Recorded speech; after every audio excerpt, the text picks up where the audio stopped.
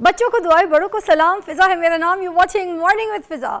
ناظرین، ہماری زندگی میں بہت سے ایسے لوگ ملتے ہیں ہم کو جو ہمیں مینیپولیٹ کرتے ہیں، ہمارے راستے کی رکاوٹ ہوتے ہیں، ہمیں پتہ نہیں ہوتا. وہ کہتے ہیں نا کالی بلی راستہ کاٹ گئی، ادھر سے نہ گزرو. ہم بڑے بزرگوں سے یہی سنتے آ رہے ہیں، تو ہم اس چیز پہ بھی نا فوکس کرتے ہیں. ہم کہتے ہیں چلو ٹھیک ہے، ہمارے بڑے بزرگوں نے کہا ہے احتراماً ہم وہاں سے نہیں گزرتے. وہ کالی بلی کوئی یہ نہیں ہے کہ کالی بلی نے راستہ کاٹ دیا تو کوئی منوس ہے، ایسا کچھ نہیں ہوتا. دیکھیں سارے رنگ اللہ نے بنائے، سفید ہو، کالے ہو، پیلے ہو، نیلے ہو. اگر کوئی کالی بلی بھی بنائی ہے تو وہ بھی تو اللہ تعالیٰ نے بنائی ہے. ٹھیک ہے، تو ہم اس کی مثال کو نہیں سمجھتے، ہم اس کی بات کو نہیں سمجھتے. ہم کالی بلی راستہ کاٹ گئی، ہم ادھر ادھر سے گھومیں گے، ادھر سے نکل جاؤ، ادھر سے نکل جاؤ. نہیں، آئے ہائے آئے ہائے، ادھر سے بھی کاٹ گئی، اب کدھر سے جائیں، چلو گھر واپس. دس از ناٹ دا وے. کالی بلی کی مثال ہے، اس مثال کی گہرائی کو سمجھے. گہرائی یہ کہ کچھ لوگ آپ کی زندگی میں آپ کو ایسے ملتے ہیں جو آپ کا پتا کاٹنے کی کوشش کرتے ہیں، آپ کا راستہ کاٹتے ہیں، آپ کو صاف کر دیتے ہیں اپنے راستے سے. وہ کہتے ہیں نا کہ کچھ ایسے برے لوگ جو آپ کے کان میں برائی ڈالتے ہیں، ایسے آئیں گے آپ کو کہیں گے یار پتہ ہے فلانی نا ایسی ہے، اس سے بات کرنے کی ضرورت نہیں، اس سے زیادہ مجھے تو بالکل پسند نہیں، وہ پتہ ہے تمہارے بارے میں. دیکھیں نا ایسے لوگ، یہ سارے وہ لوگ ہوتے ہیں جو آپ کو مینیپولیٹ کرتے ہیں، آپ کو بھڑکاتے ہیں، آگ لگاتے ہیں. کچھ ایسے لوگ جو ہیرا پھیری کرتے ہیں، آئے ہائے ہائے، چلاکیاں دکھاتے ہیں، بڑے شارپ ہوتے ہیں، ایویں اسمارٹ بننے کی کوشش کرتے ہیں. اور آپ کو پتہ ہے کون لوگ ہوتے ہیں جھوٹ بولتے ہیں بات بات پہ، جھوٹے مکار جھوٹے فراڈی، یہ وہ لوگ ہوتے ہیں. ٹھیک ہے، ان سے آپ کا واسطہ تو پڑتا ہے. آفیسز میں آپ کام کریں وہاں پہ ملتے ہیں. ٹھیک ہے، آپ کو کہیں گھر پہ بھی ایسے کچھ لوگ ہوتے ہیں جو کوئی اگر آپ کو پسند نہیں کر رہا تو آپ کو مینیپولیٹ کرنے کی کوشش کرے گا. اسی طرح آپ کی سہیلی میں، کالج میں، اسکول میں، آپ کے سرکل میں کہیں نہ کہیں آپ کو ایسے لوگ ملتے ہی ملتے ہیں. تو یہ جو کالی بلی ہے نا وہ یہ ہے. اب سمجھ آئی آپ کو مثال؟ تو ان سے کیسے بچنا ہے، ان کو کیسے ڈیل کرنا ہے، یہ میں آپ کو جو ہے ہمارے مہمان وہ اچھی طریقے سے سمجھائیں گے. مگر میں ایک چھوٹی سی بات شروع کرنے سے پہلے کہوں گی، ایسے لوگوں کو اکٹھا کریں اور اپنی زندگی میں نا ان کے اوپر جھاڑو پھیر دیں پھر آپ کی زندگی دیکھیں کتنی سفل ہوگی. ہمارے ساتھ اس ٹاپک پہ بات کرنے کے لیے ہیں پروفیسر ڈاکٹر علی اجمل، جو کہ سائیکالوجسٹ ہیں، کسی تعارف کے محتاج نہیں ہیں اور ہمارے پروگرام میں شرکت کرتے رہتے ہیں، مدعو ہوتے رہتے ہیں. تو آج بھی ہم نے اسی امپورٹنٹ ٹاپک کے لیے ان کو یہاں پہ مدعو کیا ہے. السلام علیکم، ہاؤ آر یو؟ وعلیکم السلام، I am fine, thank you. کیسی طبیعت ہے؟ I am fine. آپ اتنی اچھی ٹائی لگا کر آئے تھے، turquoise black and you wearing now grey, مجھے وہ زیادہ اچھی لگی تھی. چلیں نیکسٹ ٹائم وہ پہنوں. نیکسٹ ٹائم دیکھیے، یہ میں نے آپ کو مینیپولیٹ کیا ہے کہ آپ پہلے اچھے لگ رہے تھے اور اب آپ تھوڑا سا کانشیس رہیں گے اسکرین میں. میں نے آپ کو مینیپولیٹ کرنے کی زبردستی کی کوشش کی جبکہ لکنگ سو فائن. یہ ایک مذاق تھا. اچھا، اب سین یہ ہے کہ اس طریقے کے لوگ آپ کو زندگی میں ملتے ہی ملتے ہیں، صبح شام رات، آتے جاتے، کام کی جگہ، ہر جگہ. اب انج دے لوگ سے کس طرح سے بچا جا سکتا ہے؟ دیکھیے، اس میں دو تین چیزیں ہیں کہ ایسے لوگوں سے کیسے بچا جا سکتا ہے. سب سے پہلے تو ریئلائز کرنا کہ لوگ ہمیں مینیپولیٹ کرتے ہیں جگہ جگہ پہ اپنے ویسٹڈ انٹرسٹ کے لیے، خود کے انٹرسٹ کے لیے، اپنے آپ کو آگے بڑھانے کے لیے اور آپ کو پیچھے کرنے کے لیے. ہمیں ہر جگہ پہ ایسے لوگ ملتے ہیں. گھر میں ملتے ہیں، ڈومیسٹک پالیٹکس بھی ہوتی ہے بہرحال، آفس میں ملیں گے، آپ کو اپنی سوشل لائف میں ملیں گے. غرض کہ ہر جگہ پہ ایسے لوگوں سے آپ کا سامنا ہوتا ہے. تو سب سے پہلے تو ریئلائز کریں کہ لوگ ایسا کرتے ہیں، لوگ ٹاکسک ہوتے ہیں. پازیٹیو سوچنا بڑی اچھی بات ہے، آپٹیمسٹک رہنا بہت اچھی بات ہے. کرتے ہیں نا، مطلب دیکھیں کوئی اچھا لگ رہا ہے، اس کا کانفیڈنس لیول خراب کرنے، موٹی لگ رہی ہو، موٹی ہو گئی ہو نا، ویٹ گین کیا ہے نا، چلو مگر کم کر لینا، موٹی کیوں ہو گئی ہو بھائی؟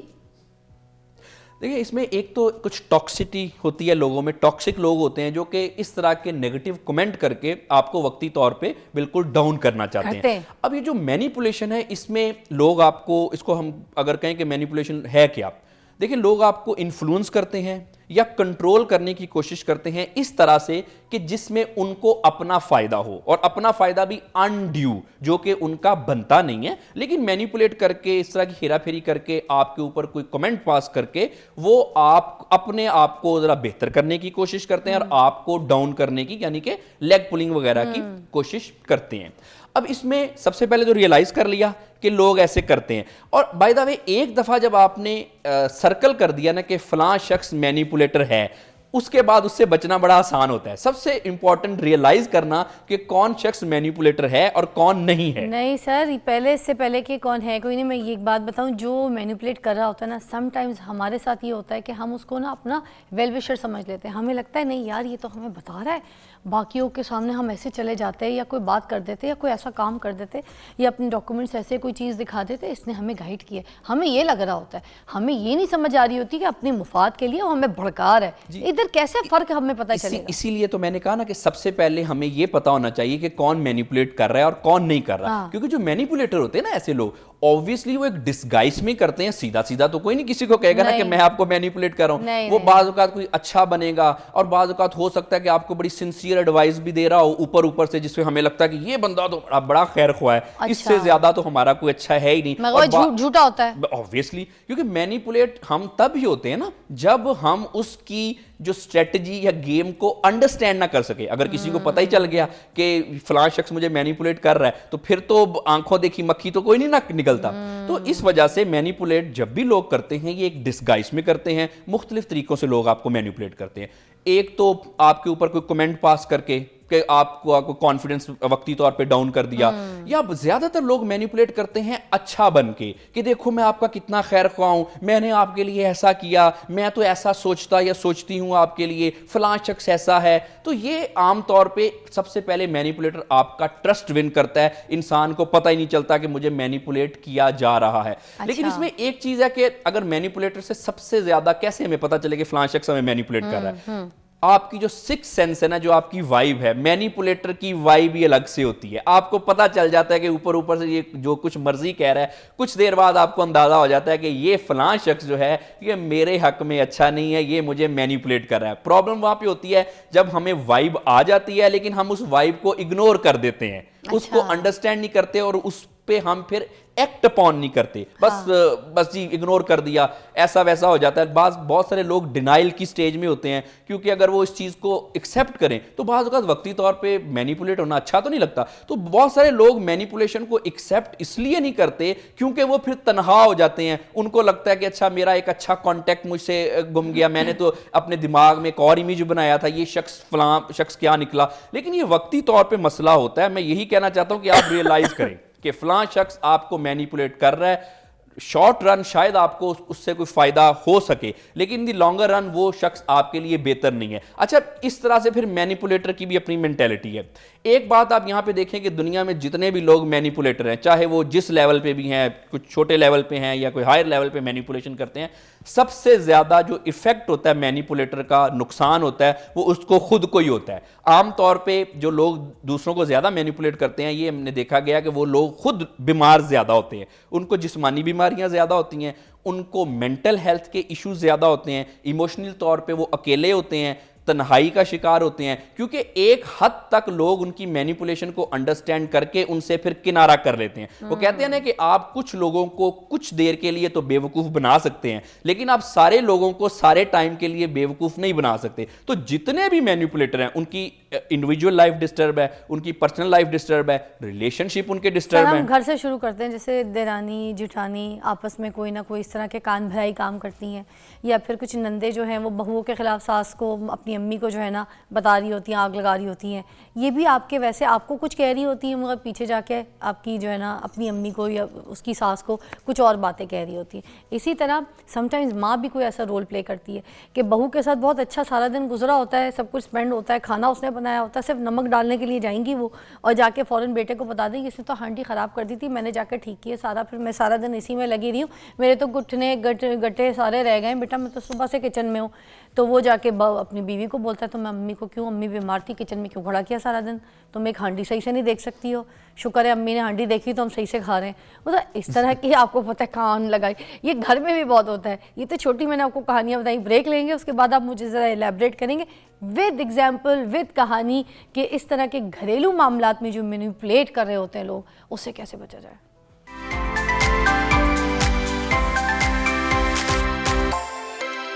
تو مجھے یہ بتائیں، اب ہم جس پہ بات کر رہے ہیں یہ ہے کہ مینیپولیٹ کرنا. ہم رشتوں سے شروع کرتے ہیں. گھر میں جو آپس میں جو آپ کے رشتے ہوتے ہیں، ٹھیک ہے, ان میں بھی مینیپولیٹ ہو رہے ہوتے ہیں لوگ اور ان کو کیا جا رہا ہوتا ہے. اس طریقے میں کیا کیا جائے, کیسے کیسے ایگزامپلس کچھ اگر آپ دینا چاہیں تو؟ دیکھیں جو ڈومیسٹک پالیٹکس ہوتی ہے یہ بہرحال ساری دنیا میں, ہمارے کنٹری میں کچھ زیادہ ہے اور ہمارے کچھ ڈومیسٹک پالیٹکس کے ڈائنامکس ڈفرینٹ ہیں. عام طور پہ جو ڈومیسٹک پالیٹکس ہے اس میں جو ننند ہے وہ عام طور پہ اپنی بھابھی کے بارے میں زیادہ تر اپنی مدر کو بتاتی ہیں, کوئی انہوں نے کچھ ایسا کر دیا, فلاں انہوں نے بات کر دی, میں نے ان کو کہا تھا فلاں سوٹ مجھے بھی لے کے دو, یا میچ کر لیتے ہیں, یا کچھ دیر کے لیے مجھے پہننے کے لیے دے دو, انہوں نے نہیں دیا. اور اس میں آبویسلی پھر جو ہمارے معاشرے میں یہ ہوتا ہے کہ جو مدر ہیں, جو ساس ہیں, وہ ساس اور بہو کا جھگڑا جو ہے یہاں پہ, یا جو ان کی کھینچا تانی ہے, یہ تو ایک فریضہ ہے بہرحال آن اے لائٹر نوٹ. تو وہ پھر اس میں عام طور پہ ان کی باتوں وغیرہ میں آ کے بالکل اپنی بہو پہ چڑھائی کر دیتی ہیں. تو یہ ایک عام ایک مسئلہ ہے جس کی وجہ سے بائی دا وے ریلیشن شپ کافی حد تک خراب ہوتے ہیں. ایک حد تک میں سمجھتا ہوں کہ جو بہو ہے وہ وکٹم تو ہے ہمارے معاشرے میں, اتنا جتنا سٹیٹس ان کا ہونا چاہیے, کیونکہ نئی لڑکی آتی ہے گھر پہ اسپیس ملتی کوئی نہیں ہے, اوپر سے یہ کان بھرائی. اس میں نا سب سے پہلے یہ ریئلائز کرنا, دیکھیں جو گھر ہے وہ میں ساس کو بھی کہنا چاہتا ہوں کہ وہ اصل میں تو بہو کا ہے نا, نہ وہ آپ کا ہے نہ وہ آپ کی بیٹی کا ہے, کیونکہ گھر تو اسی سے ہے نا, آپ کا تو دوسرا گھر ہے اور آپ کی بیٹی جس گھر میں جائیں گی. تو یہ سب سے پہلے ہم نے سمجھنا ہے کہ مینیپولیٹ ایسا نہیں کرنا چاہیے, اور جو مینیپولیٹ کر رہے ہیں اس سے کیا ہو رہا ہے, پھر ساری فیملی کا ماحول ڈسٹرب ہو رہا ہے کہ آپ نے ان کو کچھ کہہ دیا, اب بہو نے اتنا کام کیا, خدمت کی, سارا کچھ کیا, اینڈ پہ چھوٹی سی بات, اور ہوا کیا اس میں پھر سارے وکٹم ہیں, بہو بھی, ساس بھی, ننند بھی, سارے وکٹم ہیں. تو ایسی سچویشن میں بندہ کیسے ٹیکل کرے, کیسے ڈیل کرے, ساتھ سے سولوشن بھی بتاتے چلتے ہیں. سب سے پہلے نا یہ میں کہنا چاہتا ہوں کہ آپ چیزوں کو لائٹ لیا کریں. دیکھیں کچھ لوگ ٹاکسک ہوتے ہیں, اب ان کی ٹاکسٹی کو آپ اپنے ڈومیسٹک انوائرمنٹ میں چینج نہیں کر سکتے. کچھ لوگوں کو ہم کچھ چینج کر لیتے ہیں, لیکن سب سے اچھی اپروچ یہ ہے کبھی اگنور کر دیا, کبھی ڈائریکٹلی کاؤنٹر کر دیا. کاؤنٹر کرنے کا بڑا اچھا طریقہ ہوتا ہے کہ سب سے اچھی اپروچ زندگی میں ہوتی ہے اسرٹیونیس. اسرٹیونیس کیا ہے کہ آپ کو کوئی بھی گلا شکوہ یا کسی سے کوئی بھی کمپلین ہے,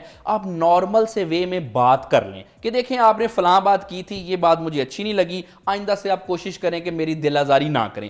ایشو یہ ہوتا ہے کہ ہم نا رسپونڈ کرنے کی بجائے رشتوں میں, فیملی میں یا کہیں بھی ریئیکٹ کر دیتے ہیں. اچھا یہ بات کر دی آپ نے میرے خلاف, ہاؤ ڈیئر یو, کیسے کی, وہ بھی لڑنے کے لیے آ گئی. اس سے کیا ہوتا ہے, اب پھر وہ ایک ٹٹ فار ٹیٹ کا مسئلہ شروع ہو جاتا ہے. پھر ساس بھی نے بھی اپنی وہ سلیوز جو ہیں کر لی کہ ہاں بھی اب بتاؤ یہ ہاؤ ڈیئر یو, کیسے بات کی میرے بارے میں. تو وہ ایک سارا ماحول خراب ہو جاتا ہے. سب سے اچھی اپروچ یہ ہوتی ہے, دیکھیں کہ کسی بھی چیز کو آپ کو ڈومیسٹک پالیٹکس میں یا کہیں پہ بھی چیزوں کو نا زیادہ دل پہ نہیں لینا چاہیے. دل پہ لینے سے یہ مراد ہے کہ اگر آپ کو کسی نے کچھ کہہ دیا تو اس سے آپ چھوٹے نہیں ہو گئے, آپ کی کوئی انفیریورٹی میں نہیں چلے گئے. لوگ کہتے ہیں, کہنے والے کہتے رہتے ہیں, آپ ذرا لائٹر نوٹ پہ اس سے آگے موو آن کریں. سر مگر کچھ لوگ سینسٹیو بھی تو ہوتے ہیں, پھر بالکل سینسٹیو ہوتے ہیں, تو اسی لیے تو کہا جو سینسٹیو لوگ ہیں وہ ذرا اپنے دل کی بات نان سینسٹیو وے میں کر لیا کریں, بات کر لیا کریں کہ مجھے آپ سے یہ ایشو ہے. اچھا اس میں یہاں پہ بات ہے کہ سینسٹیو لوگ تھوڑا سا اپنے آپ کو چینج کر سکتے ہیں. آپ یہ دیکھیں کہ جب بھی کوئی آپ کے بارے میں آپ کو مینیپولیٹ کر رہا ہے یا کہیں پہ بھی آپ کے بارے میں کوئی بری بات کر رہا ہے, زیادہ تر کیسز میں آپ کی غلطی نہیں ہوتی, آپ میں کمی نہیں ہوتی. لوگ حساس اس لیے ہو جاتے ہیں کہ فلاں شخص نے میرے بارے میں کوئی بات کر دی, مجھے بھی اگر اس چیز میں کوئی اندر سے کوئی چیز کھٹک رہی ہے, میں بھی کوئی اپنے اندر میں اگر متزلزل ہوں یا کوئی چیز کے بارے میں کلیئر نہیں ہوں, تو پھر میں بھی حساس ہو جاؤں گا. اچھا اس نے کہہ دیا کہ تم اچھے نہیں لگ رہے یا اچھی نہیں لگ رہی. اگر کسی شخص کو یہ مائنڈ میں ہوگا نا, ہاں میں تو اچھی دکھتی نہیں ہوں یا دکھتا نہیں ہوں, پھر وہ چھوٹی سی بات آپ کو بم کی طرح لگے گی. تو جو حساس لوگ ہیں وہ اپنی حساسیت کو اس طرح سے کنٹرول کر سکتے ہیں کہ زیادہ تر کیسز میں جو لوگ آپ کو برا کہہ رہے ہوتے ہیں وہ آپ برے نہیں ہوتے, وہ ان کی ٹاکسٹی ہوتی ہے زیادہ تر کیسز میں. تو مینیپولیٹرز کی پہچان کس طرح سے کی جا سکتی ہے ڈاکٹر علی؟ دیکھیں سب سے پہلے تو مینیپولیٹر کی جو پہچان ہے وہ بڑا آسان سا طریقہ ہے, آپ کو وائب آ جائیں گی.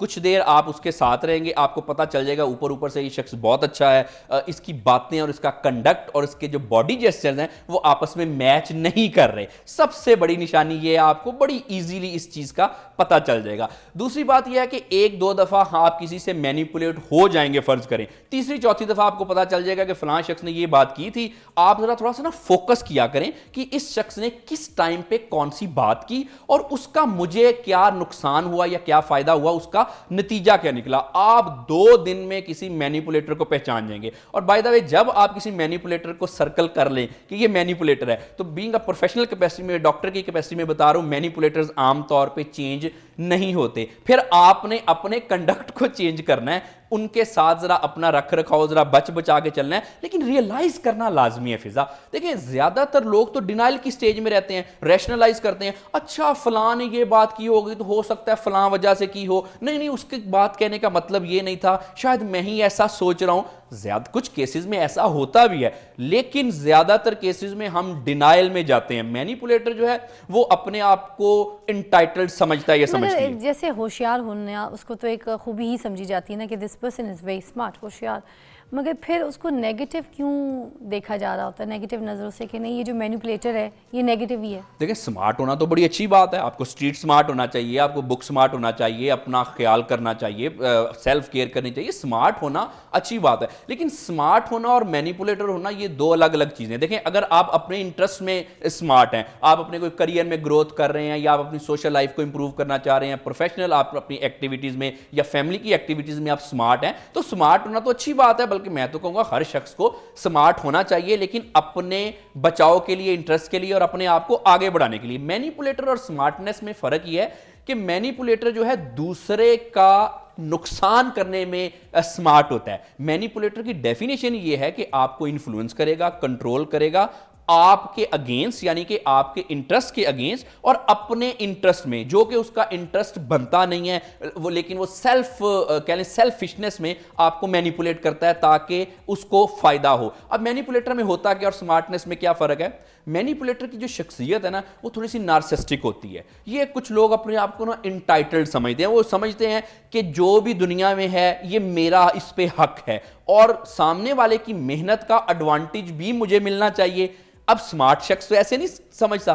تو یہ مینیپولیٹر کی ایک نشانی ہے کہ وہ آپ کی حصے کی چیزیں بھی مینیپولیٹ کر کے خود لینا چاہ رہا ہوتا ہے, کیونکہ نارسسٹک ہوتا ہے, انٹائٹلڈ ہوتا ہے. دیکھا جائے تو کوئی بظاہر کوئی اتنی اچھی کوالٹیز نہیں ہوتی اس میں, لیکن اپنے آپ کو سمجھتا وہ بہت کچھ ہے کہ یہ بھی میرا حق ہے, یہ بھی میرا حق ہے. اور پھر الٹیمیٹلی جیسے میں نے بتایا نقصان اینڈ پہ وکٹم کو اتنا نہیں ہوتا, وکٹم تو تھوڑی دیر بعد سٹینڈ ہو جاتا ہے. مینیپولیٹر جو ہے دنیا میں سب سے زیادہ نقصان اس کو ہوتا ہے. اگر ہم بات کریں کہ دنیا کا سب سے بڑا مینیپولیٹر کون تھا, تو آپ نے اکثر ایک ٹرم سنی ہوگی میکاویلینزم. یہ میکاولی جو تھا یہ اس کو سمجھا جاتا ہے کہ یہ جی پالیٹکس میں آل دیٹ بڑا اس کا ایک فاؤنڈر, اس کو سمجھ کہ یہ ایک ٹرم اس کے نام سے منسوب ہے. اب آپ دیکھیں کہ وہ مینیپولیٹر جو تھا وہ زندگی اچھی نہیں گزار سکا, جو کہ دنیا کا سب سے بڑا مینیپولیٹر جس کو سمجھا جاتا تھا, وہ ایگزائل میں اس کی ڈیتھ ہوئی. یعنی کہ کہنے کا مقصد یہ ہے کہ by the end of the day manipulator ہی سب سے زیادہ نقصان اٹھاتا ہے. اس کے اپنے پرسنالٹی فلاز ہوتے ہیں, نارسسٹک ہوتا ہے, انٹائٹلڈ اپنے آپ کو سمجھتا ہے, جس کی وجہ سے پھر لوگ اس سے کنارہ کر لیتے ہیں. جسمانی طور پہ مینیپولیٹر بیمار ہوتا ہے, کوئی کریئر میں ترقی نہیں اس کی ہوتی, بائی دا وے تھوڑی دیر کے لیے وہ ترقی کر لیتا ہے شارٹ ٹرم, لیکن دنیا میں جتنے بھی لوگ اپنے پروفیشن میں کامیاب ہوئے ہیں, یہ میں آپ کو سب کی ایک جو کامن شخصیت بتا رہا ہوں, سمارٹ تو ہوتے ہیں لیکن کامن ٹریٹ یہ ہے کہ ہر سکسیسفل انسان ایک حد تک تھوڑا معصوم بھی ہوتا ہے. آپ کو یہ شاید میں نہیں بات بتا رہا ہوں کہ اس میں کیونکہ یہ دیکھیں جب مینیپولیٹ ہم کسی کو کرتے ہیں نا, سب سے پہلے مینیپولیٹر ایموشنلی اکیلا ہوتا ہے, چاہے وہ ساری دنیا میں بھی ہو, کیونکہ وہ تو کسی کا فیورٹ نہیں ہے, کسی کا سگا نہیں ہے کہنا چاہیے. تو وہ کیا کرتا ہے, سب سے پہلے وہ تنہائی کا شکار ہوتا ہے. چاہے آپ اس کے ساتھ جتنا مرضی اچھا کر لیں, تنہائی اس میں ہوگی. تنہائی جذباتی مسائل کو پیدا کرتی ہے, جذباتی مسائل پھر ذہنی مسئلوں کو پیدا کرتے ہیں, ذہنی مسئلے سے پھر ریلیشن شپ اس کے خراب ہوتے ہیں, اس کے بعد پھر جو ریلیشن شپ خراب ہونے کی وجہ سے پھر اس کی جو ہیلتھ ہے, فزیکل ہیلتھ اور کریئر اینڈ پروفیشنل گروتھ, اس میں بھی عام طور پہ نقصان ہوتا ہے. لوگ سمجھیں کہ اگر کوئی آپ سے زیادہ ضرورت سے زیادہ اچھا بن رہا ہے تو یہ ایک ریڈ فلیگ ہے, اس سے پتہ چلتا ہے جی کہ یہ شخص کوئی نہ کوئی اس کے کوئی ویسٹڈ انٹرسٹ ہے. اگر وہ آپ کو سجیشن دے رہا ہے کہ کوئی بھی سجیسٹ کر رہا ہے یا کوئی آپ کو لالچ دینے کی کوشش کر رہا ہے, یہ ایک تیسری بڑی نشانی ہے کسی بھی مینیپولیٹر کی کہ آپ کو مینیپولیٹ کیا جا رہا ہے. اور کوئی شخص اگر اپنے آپ کو بہت کچھ سمجھتا ہے, جس میں نا ہمیں وائب آ جاتی ہے کہ یہ شخص اپنے آپ کو بہت کچھ سمجھتا ہے, اچھا وہ بھی مینیپولیٹر ہوگا, وہ آپ کے انٹرسٹ میں اچھا نہیں ہوگا, ڈسگائز میں آپ کے ساتھ ڈیل کرے گا. وہ کہے گا کہ میں آپ کا بہت بڑا خیر خواہ ہوں, بہت اچھے لگ رہے ہو, بعض اوقات سے یہ بھی کہتے ہیں اچھے لگ رہے ہو نا, ٹرسٹ ون کرنے کے لیے. اس کے بعد پھر آپ کو کسی قسم کی کوئی شخص لالچ بھی دے سکتا ہے, لیکن اس کے اندر ہوتا ہے کہ اس کو میں نے ٹھیک ٹائم پہ اس کو میں نے ذرا سیدھا کروں گا میں. تو یہ اس میں کچھ اس طرح کے مسئلے ہوتے ہیں. اور جو وکٹم ہوتے ہیں وہ ان کا شکار کیوں بنتے ہیں؟ ڈینائل کر دیا کہ نہیں مینیپولیشن نہیں ہو رہی, اس کے بعد اگر آپ کو لگتا ہے, جو بھی لوگ ہیں سب کو میں کہنا چاہتا ہوں, اگر آپ کو لگتا ہے کہ آپ کے اندر کوئی خامی, کمی, محرومی ہے, تو مینیپولیٹر اس کا فائدہ اٹھاتا ہے. فرض کریں جی کسی کا رنگ کالا ہے, تو عام طور پہ وہ اس کی ایموشنلی جو اس میں خلا ہے اس کا مینیپولیٹر فائدہ اٹھائے گا اور اس کے بیس پہ وہ آپ کے ساتھ پلے کر جائے گا. تو سارے لوگوں کو میں کہنا چاہتا ہوں کہ دیکھیں دنیا میں پرفیکٹ کوئی بھی نہیں ہوتا, جتنی خامیاں آپ میں ہیں اتنی ہی سب میں ہیں, کچھ 19-20 کے فرق کے ساتھ. سب لوگوں کی زندگی تقریباً مور اور لیس ایک جیسی ہوتی ہے. اپنی خامیوں محرومیوں کو ایگزیجریٹ نہ کریں, اپنی کمیوں کی وجہ سے کسی کو اپنے آپ کے ساتھ پلے نہ کرنے دیں, اپنی عزت کیا کریں. سیلف رسپیکٹ بہت ضروری ہے, اپنا خیال کریں, جو بھی تھوڑی بہت آپ میں کمیاں خامیاں ہیں اس کو آہستہ آہستہ سے امپروو کرتے رہیں. لیکن پرفیکٹ اس دنیا میں کوئی شخص بھی نہیں ہوتا. ہم نے اپنے آپ کے اوپر فوکس کرنا ہے, نہ کہ اپنی کمیوں کی وجہ سے مینیپولیٹر کے چکر میں آ جانا. اور یہاں پہ میں ایک آپ کو بات بتاؤں, یہ بات آج کل نوجوانوں میں بڑی کامن ہے, اس کو میں کہتا ہوں لو انڈسٹری. آج کل بہرحال یہ انڈسٹری بن گئی ہے کہ ایک شخص جو ہے وہ دوسرے کو ایموشنلی مینیپولیٹ کرتا ہے, اور سب سے اچھا طریقہ پتہ مینیپولیٹ کرنے کا کیا ہوتا ہے, اس کو ڈاؤن پلے کرتا ہے. اور دیکھو آپ تو کچھ نہیں ہو, میں جو ریلیشن شپ میں ہوں نا, یہ ہسبینڈ وائف میں بھی ہوتا ہے, یہ میں آپ کو بڑی فیور کر رہا ہوں. اچھا دوسرے پارٹنر میں اگر عام طور پہ کوئی تھوڑی بہت کوئی کمی محرومی ہوتی ہے, وہ بالکل ایموشنلی مینیپولیٹ ہو جاتا ہے. اس وجہ سے آج کل میں نے ان سارے چیزوں کو میں لو انڈسٹری کہہ رہا ہوں کہ آج کل ہم نا لو کے بزنس میں بھی ہیں. یہ جو آج کل نوجوان لڑکے لڑکیاں ہیں, تو اس ریلیشن میں بھی یا کسی اور ریلیشن شپ میں بھی ہم نے مینیپولیٹ نہیں ہونا. بیویاں عام طور پہ ہسبینڈ کو مینیپولیٹ کرتی ہیں, اور جی مجھے جی تم سے بہتر ملتے تھے. جی اگر بہتر ملتے تھے تو پھر ملے کیوں نہیں؟ اصل میں ہوتا یہ ہے جو مل گیا وہی ملنا تھا. اسی طرح سے ہسبینڈ بھی باہر دیکھ کے کہتے ہیں کہ دیکھو مجھے تو جی تم سے بہت بہتر ملتی. یہ بھی ایک مینیپولیشن کی ٹیکنیک ہے. ایسا نہ کریں, جو ملنی تھی آپ کو وہی مل گئی ہے. اگر آپ کو بہتر آپشن ہوتی ہسبینڈ وائف کے پاس تو پھر اس وقت معاملات کچھ اور ہوتے. تو یہ چھوٹی چھوٹی چیزوں سے آپ لڑ ہو کے اپنے ریلیشن شپ کو خراب نہ کریں, اور دوسرے جو نوجوان ہیں وہ اپنی کسی بھی کمی خامی محرومی کی وجہ سے اپنے آپ کو کم سمجھ کے لوگوں کے چکروں میں مینیپولیشن میں نہ آئیں. خود کی عزت کیا کریں اور اپنے ریلیشن شپ کی بھی عزت کیا کریں. دیکھیں جو ریلیشن شپ ہے, اگر آپ ان کی عزت نہیں کرتے, اگر آپ ان کو ٹیک فار گرانٹیڈ لیتے ہیں, تو پھر آپ کو یہی چیز جو ہے وہ باہر سے آپ کو ایموشنل سیٹسفیکشن چاہیے, وہاں بھی پھر آپ مینیپولیٹ ہوتے ہیں. جو لوگ اپنوں کا خیال نہیں کرتے وہ پھر غیروں سے مینیپولیٹ ہوتے ہیں. سر آپ کو تو میں اپنا سمجھتی تھی, آپ نے میرا خیال نہیں کیا. یہ دیکھیں یہ پیپر لائیو یہ میں پھاڑ رہی ہوں, یہ میرے سالوں کا پیپر تھا. میں نے پوری تیاری کی تھی کہ مینیپولیٹ کرنا کیا ہوتا ہے اور کس طریقے سے اس کو ڈیل کیا جائے. مجھے لگتا ہے اس طریقے سے ڈیل کیا جائے. میں نے پورے سوال بنائے, مجھے ایک سوال نہیں پوچھنے دیا. Thank you so much, but I had a great good experience. اور جو لوگوں کو سوال کے بعد کے جواب چاہیے تھے وہ ہم نے سارے دے دیے, بلکہ اس سے اوپر جا کے دے دیے, بیکاز یو آر جینیس.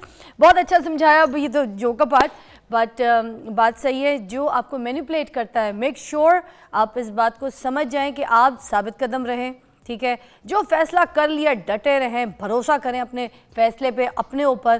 اور اسی طریقے سے ہم جو آپ کو مینیپولیٹ کر رہے ہیں, آپ کے کان بھر رہے ہیں, اس کی مات کر سکتے ہیں. This is your success. We'll show you, take you after a break.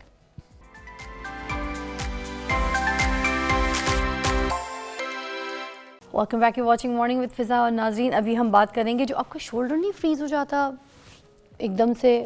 کبھی آپ کہتے ہیں کہ شاید رات کو غلط اینگل میں سو گئے تو یہ شولڈر فریز ہو گیا, کوئی ہیوی چیز اٹھا لی شولڈر فریز ہو گیا, ایکسرسائز کر لی شولڈر فریز ہو گیا, بچوں کو اچھال لیا کھیل لیا شولڈر فریز ہو گیا, کوئی ہیوی ویٹ اٹھانے سے بھی ہو جائے. تو یہ کچھ جو ایشوز ہوتے ہیں. اور ایج میں تو بہت زیادہ مسئلہ شروع ہو جاتا ہے. جن لوگوں کی تھوڑی سی ایج, جو شوگر کے پیشنٹ ہیں نا, ان میں بھی یہ پایا جاتا ہے.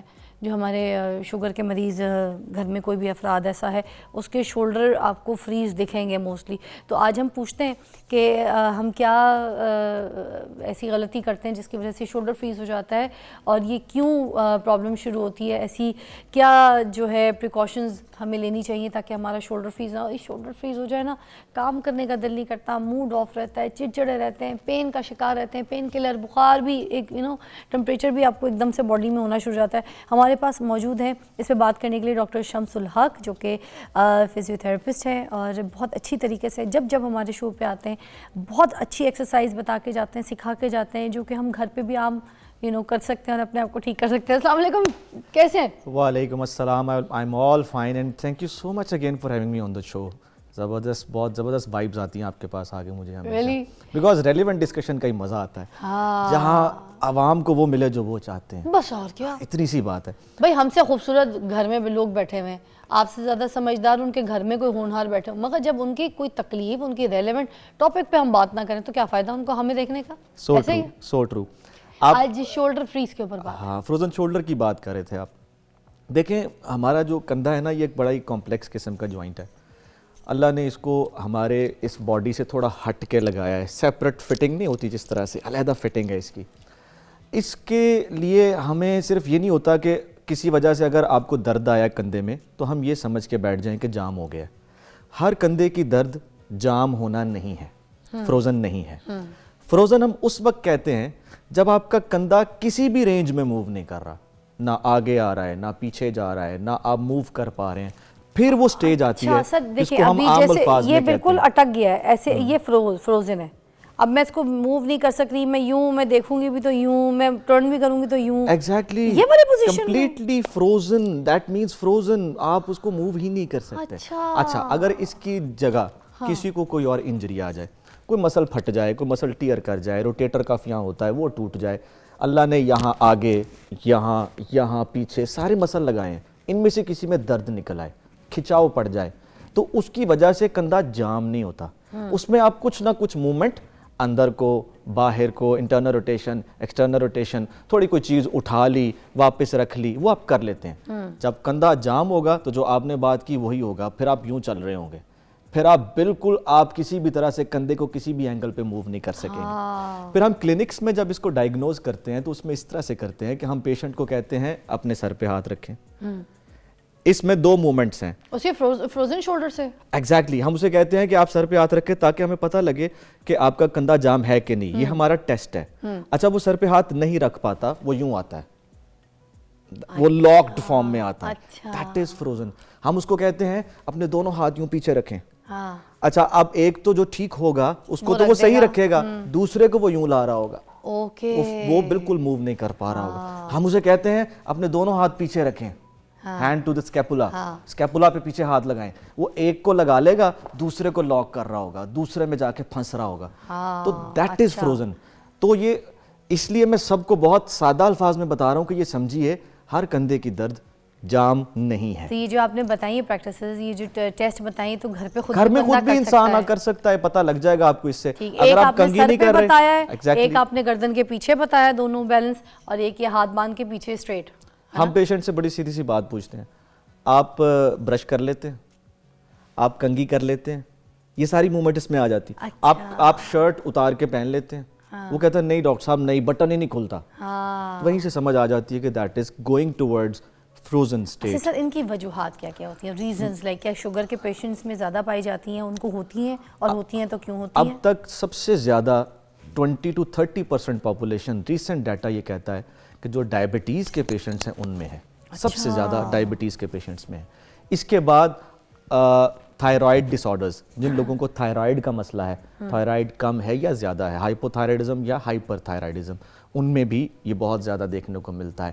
پھر اس کے بعد آ جاتی ہے سٹروک, فالج کا اٹیک. کچھ لوگ جو جن کے یہ کندھے ویک ہو جاتے ہیں, کمزور ہو جاتے ہیں فالج کی وجہ سے, پھر وہ اموبائل ہو جاتے ہیں, پھر وہ زیادہ موو نہیں کر پاتے کیونکہ وہ کمزور ہیں.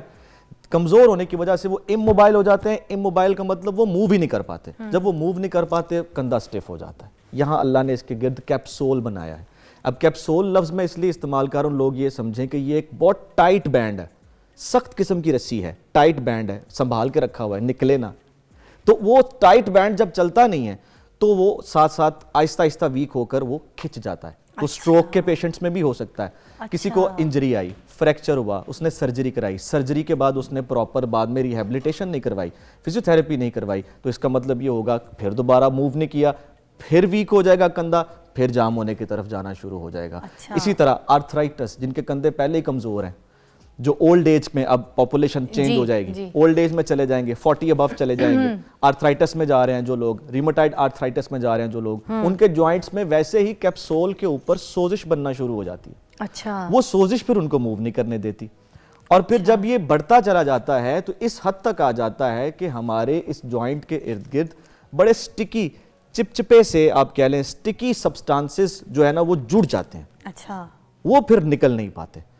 फिर उसके लिए हमें मुख्तलिफ टेक्निक्स और मुख्तलिफ थेरेपीज़ की तरफ जाना पड़ता है। सर अगर ये सही टाइम पर ट्रीट ना हो तो ये कितना डेंजर हो जाता है, इसके बारे में हम बात करेंगे। और इसकी एक्सरसाइज आप हमारे साथ रहिएगा, क्योंकि अब हम यहाँ पर आपको एक्सरसाइज भी बताएंगे कि किस तरीके से इसकी थेरेपी जो है की जा सकती है, उसको ठीक किया जा सकता है और क्या और तरीके हैं। ब्रेक के बाद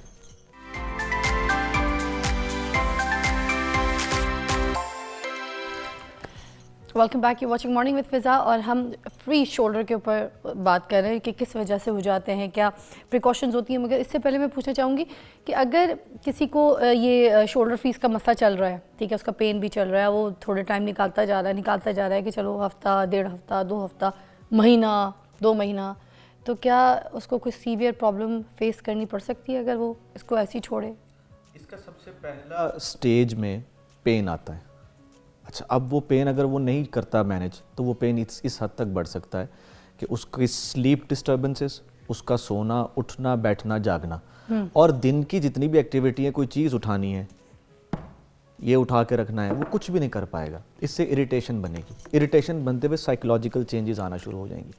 और पेन के बाद अगला फेज़ आता है फिर स्टिफनेस, स्टेज 2 में, जो कि 6 माह से, कुछ किताबें 2 माह से कहती हैं, कुछ 6 माह से कहती हैं। 6 माह के बाद, 2 माह के बाद ये शुरू हो जाता है freezing, frozen state, second state. अब उस सेकंड स्टेट में स्टिफनेस इतनी ज़्यादा होती है कि पेशेंट जो है ना वो उसको टॉलरेट नहीं कर पाता और फाइनली ये लिम्ब भी वेस्ट होने का खदशा होता है। अच्छा, कि ये बाजू वेस्ट हो सकता है क्योंकि आप चला ही नहीं रहे। कुदरत का रूल है, आप जिस बॉडी पार्ट को यूज़ नहीं करते आप उसको, वो वेस्ट हो जाता है। तो क्या मालिश से और किसी जरा के पास जाकर ठीक हो सकता है?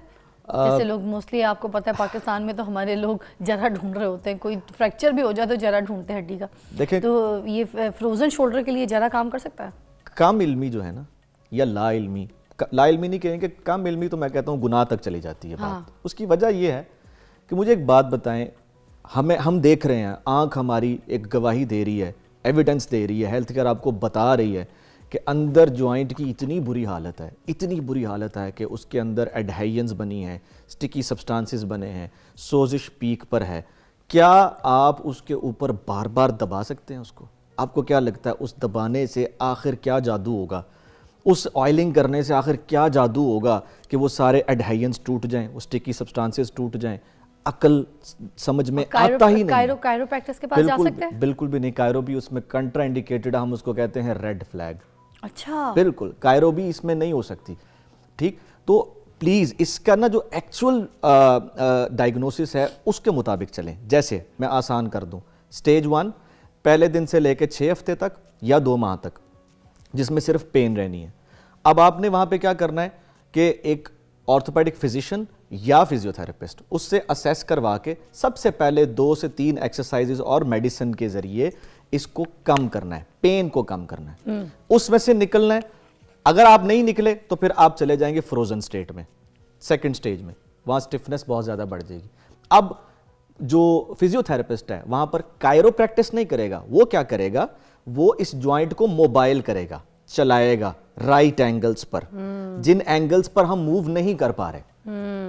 वो फिर प्रॉपर टेक्निक्स के थ्रू, जिस तरह मतलब आप ये समझ लें दवाई अप्रूव होती है उसी तरह वो टेक्निक अप्रूव होती है। अच्छा, वो अप्रूव्ड टेक्निक्स के थ्रू एक स्पेशलिस्ट मैनुअल थेरेपिस्ट, फिजियोथेरेपिस्ट उसको चलाता है। अच्छा। फिर वो स्टिफनेस में से निकालने की उसको कोशिश करता है और साथ में डेफिनेटली हमें मेडिकेशंस का सहारा भी लेना पड़ता है। आइसिंग सबसे इसमें हेल्पफुल है।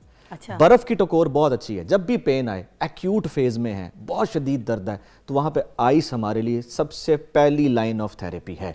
अच्छा, लेकिन अगर वो उसने ये भी नहीं किया, पेशेंट एज में भी है, पेशेंट कोऑपरेट नहीं कर रहा, वो अब इसको बिल्कुल फॉर ग्रांटेड ले रहा है, वो थर्ड स्टेट में चला गया।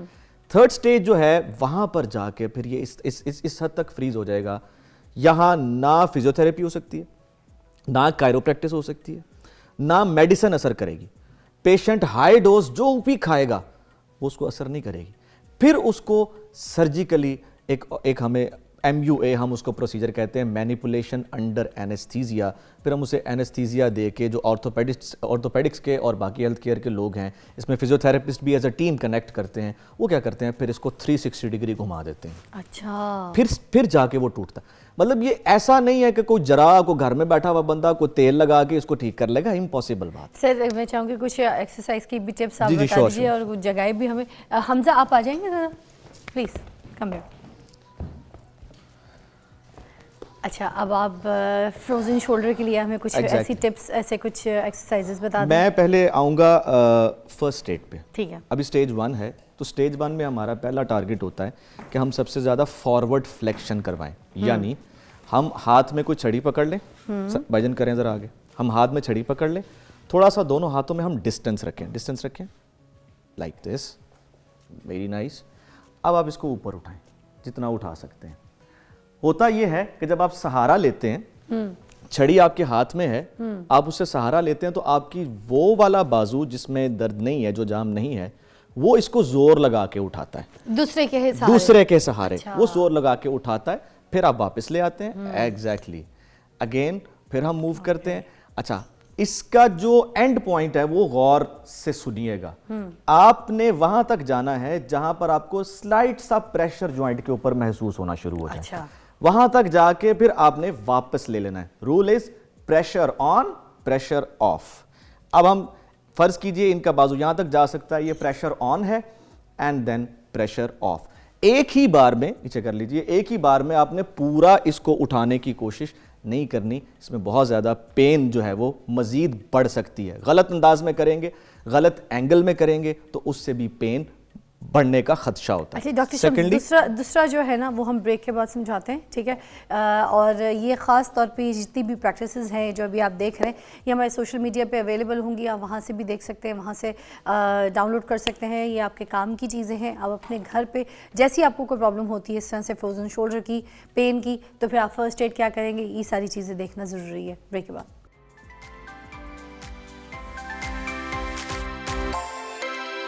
Welcome back. فرسٹ ایڈ پوچھ رہے ہیں فروزن شولڈر کے لیے. جی سر. ایگزیکٹلی, پہلے آپ کریں گے آئسنگ. برف کی ٹکور اس میں کافی حد تک فائدہ مند ہے. 5 سے 10 منٹ تک آپ ایون ہر 2 گھنٹے بعد بھی کر سکتے ہیں اگر آپ کو شدید پین ہے تو. اور ایکسرسائز کا رول ہے آپ نے اس کے بعد کرنی ہے, یعنی آپ فوراً ایکسرسائز نہیں کریں گے, پہلے آئسنگ کریں گے. آئسنگ کرنے سے تھوڑا سا درد آپ کا کم ہوگا, پھر آپ اپنے جوائنٹ کو آسانی سے موو کر سکیں گے. اچھا, ٹھیک ہے. جس میں پہلی ایکسرسائز میں نے بتائی فارورڈ فلیکشن کریں گے. دوسری ایکسرسائز جو ہے اس میں آپ دیکھیے, میں ایک بڑا لائٹ سا بینڈ, آپ گھر میں کوئی کپڑا بھی استعمال کر سکتے ہیں. یہ تو ربڑ کا ہے نا؟ Yes, it is called resistance band. اس کو ریزسٹنس بینڈ کہتے ہیں. آج کل بڑے کامن ہیں, مل جاتے ہیں, لیکن ریزسٹنس ہم نے کم رکھنی ہے, بڑا لائٹ سا یوز کرنا ہے ہم نے. اور آپ دیکھیں کہ یہاں پر یہ جو بھائی ہیں, انہوں نے کندھا بالکل سیدھا رکھا ہے, کونی بالکل سیدھی ہے, اور اب یہ کوشش کریں گے اوپر اٹھانے کی. اٹھائیے, نائس. Now back, great. پھر اٹھائیے, nice. So you should enjoy a very gentle stretch on the arm. آپ کو شولڈر پہ بڑا جینٹل سا اسٹریچ, زور لگ رہا ہے, محسوس ہو رہا ہے, گڈ, صحیح. آپ کو یہ فیل کرنا ہے. So that is one exercise at the earlier stage. اس کے بعد ہم کیا کریں گے, ارطغرل غازی تو بچہ جانتا ہے, ٹھیک ہے جی. ارطغرل غازی جس طرح سے اپنی تلوار نکالتا تھا, اسی طرح ہم تلوار نکالیں گے, لیکن یہاں تلوار نہیں ہے ہمارے پاس بینڈ ہے, اور ہم اپنا کندھا ٹھیک کرنا چاہتے ہیں. تلوار ایسے نکالیں گے کہ آپ یہاں سے اپنا کندھا لیتے ہوئے چلے جائیں گے اس طرح اوپر دوسری جانب, اور یوں ہاتھ کھول دیں گے. آپ نہ کھولیے گا, چلے آئیے, لے جائیں اوپر. تلوار کیسے نکالیں گے, ایسے. Nice, now that's better, great. اس کو ہم D2 فلیکشن پیٹرن کہتے ہیں. لیٹسٹ ٹیکنیک ہے, لیٹسٹ ایڈوانسمنٹ ہے, جس سے شولڈر کافی مختلف موومنٹس ایک ہی موومنٹ سے کر رہا ہے. اس پہ پریشر اسپیسیفکلی ادھر ہی ہے نا. ایگزیکٹلی, آپ غور کریں, سارے مسلز انوالو ہو رہے ہیں, آپ ہاتھ لگا کے اس کو فیل کر سکتے ہیں.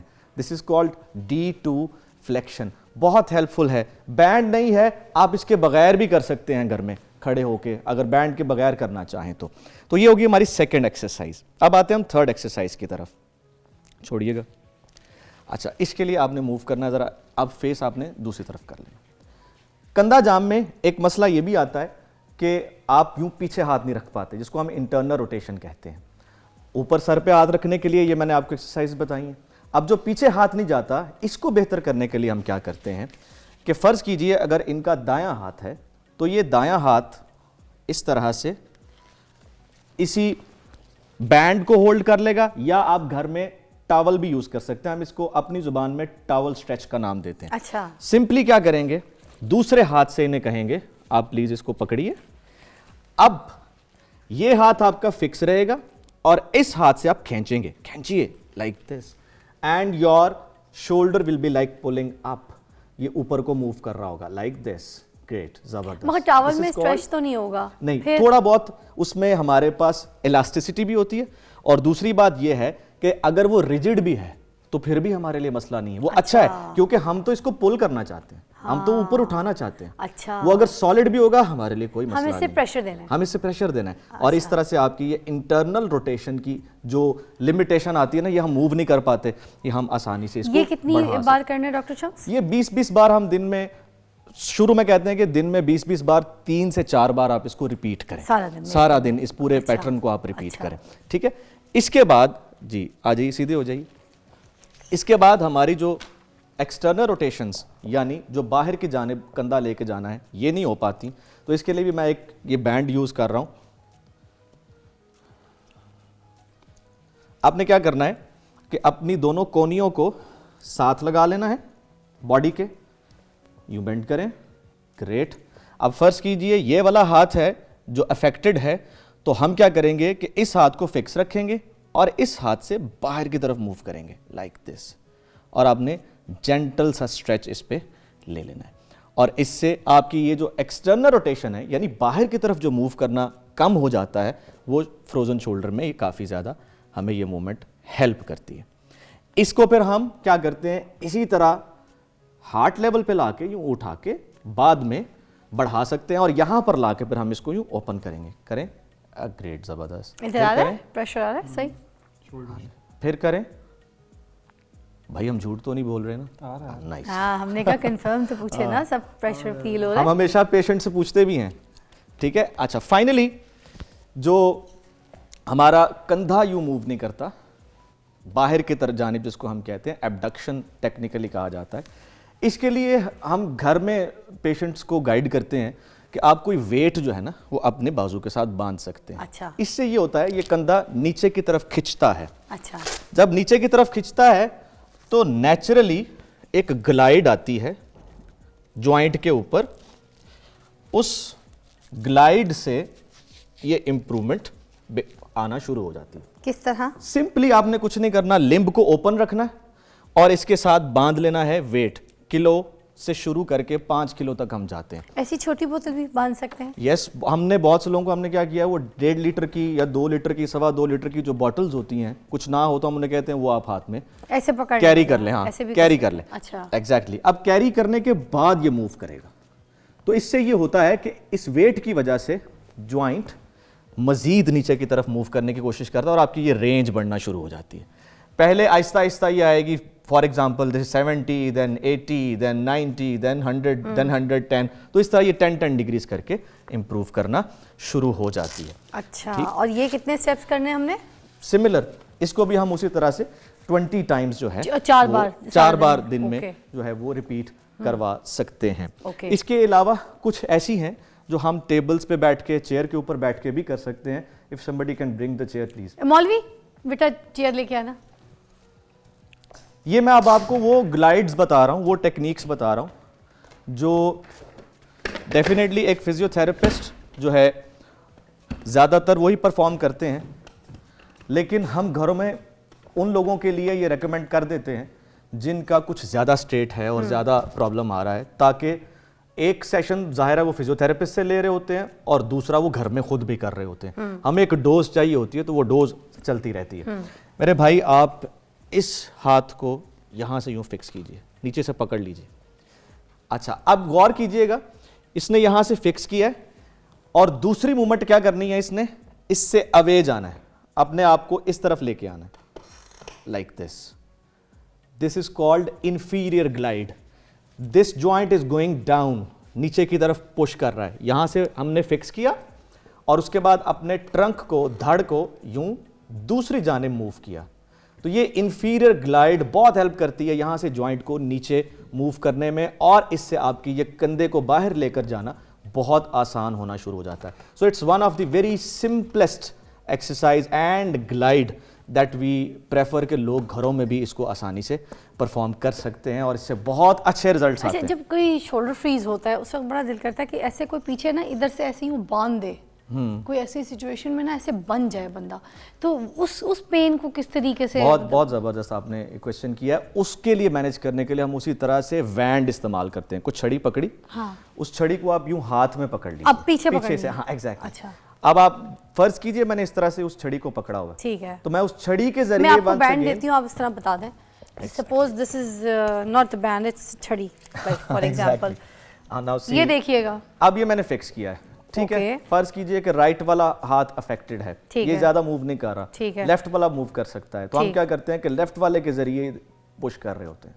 अच्छा. सी मेरा राइट वाला मैं जान के कम मूव कर रहा हूँ ये बताने के लिए कि राइट वाला पूरा मूव नहीं करेगा, लेकिन मैं राइट वाले के थ्रू लेफ्ट को पुश कर रहा हूँ. I am pushing the left one.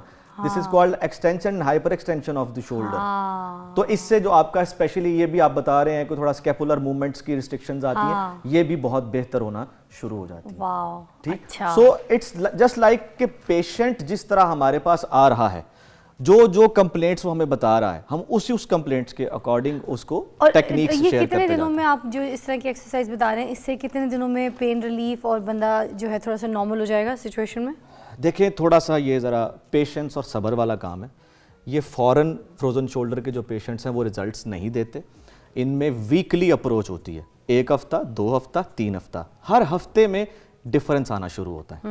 ऐसा नहीं होता कि फ़ौरन जो आपका कंधा इतनी जल्दी जाम हो गया था या इतनी देर बाद जाम हुआ है वो फ़ौरन वापस आ जाएगा, ऐसा नहीं होता. और सोने में जो प्रिकॉशंस है, जैसे तकिए पे सो सकते हैं फ्रोजन शोल्डर वाले? तकिए पे सो सकते हैं, लेकिन जिस कंधे पे फ्रोजन शोल्डर आपको है वो नहीं, आप उस कंधे की तरफ नहीं सो सकते. आपको दूसरा कंधा उस टाइम के लिए इस्तेमाल करना पड़ता है. Thank you so much doctor Shams, बहुत अच्छा लगा, बड़ी अच्छी तरीके से गाइड किया. I know it's a severe issue, अगर किसी को हो जाए तो बस उसकी हालत बिल्कुल आधी जो है वो पैरालाइज बॉडी वाली जो होती है ना वही हो जाती है.